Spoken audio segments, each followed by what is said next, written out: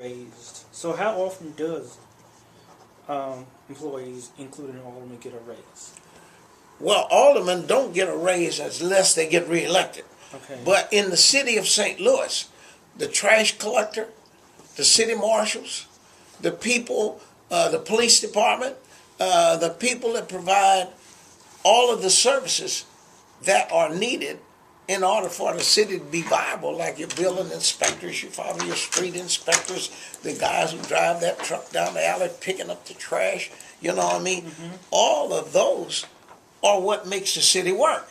And every year at the Board of Estimate and Apportionment, they determine cost of living, and you I'm sure you know that too. Cost of living changes every year. Mm-hmm. And those adjustments are required.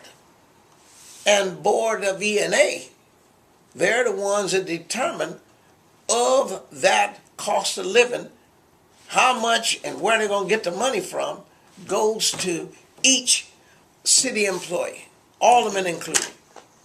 Okay. So there's an election coming up. Yes.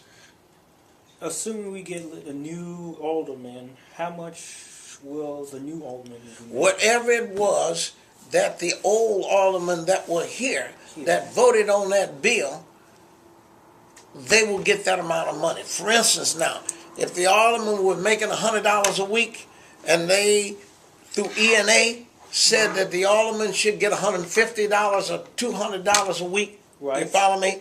Then that will be in the board bill, and those aldermen who voted for it will not get or benefit from that until they get reelected. And if somebody else defeats them or they decide not to run, that alderman that comes into that ward right. in that next election is the ones going to get whatever money was voted on by E&A and then subsequently by the Board of Aldermen.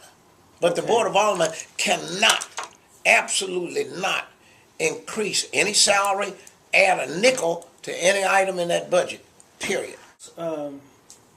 I guess I'm going into... Well, what it is, most people think these aldermen sit down here and we do nothing, and we say, oh, yeah, it's time for me to have a raise, so let's vote on giving ourselves a raise. That ain't how it happens. I want to get on that a little, but I guess... Yeah, do get on that, because that ain't how it happens. I guess Elliot Davis made it sound so simple. He showed us a little chart, how much you're going to get a raise. You're going to get a raise to $37,000, and he showed all, I don't know if you saw the video clip, that cities around the country, your size, either make less than you. Yeah. Let me explain that to you. The city of St. Louis and Kansas City, Missouri are the only, no, that's wrong. The city of St. Louis is the only city in the whole world now, mm-hmm. that does not belong to a county.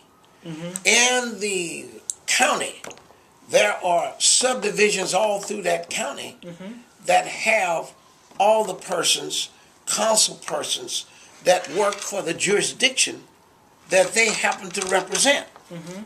Also, the county council, those people also represent those people. Right. So it's multi-levels. But in the city of St. Louis, you don't have but one level. And people think that alderman is a part-time job.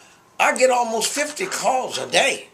I spend more time dealing with my aldermanic duties and problems. My duty is to just come out here and vote. But it's more than that, because the people have such a great need. People are in so much trouble in these areas. People come in from out in St. Louis County where it's very affluent, and they dump trash on the lot, they dump stuff in the alley, they fill up these people's dumpsters where they put their trash, and they don't have any place to put their trash. So who do they call? They can't call the mayor, they can't call the president, they can't call the governor, they can't call the state representative or the state senators. Why? Because they're up there in Jefferson City. Mm-hmm. But everybody knows how to call that alderman. So that's why this is not a part-time job. In some areas,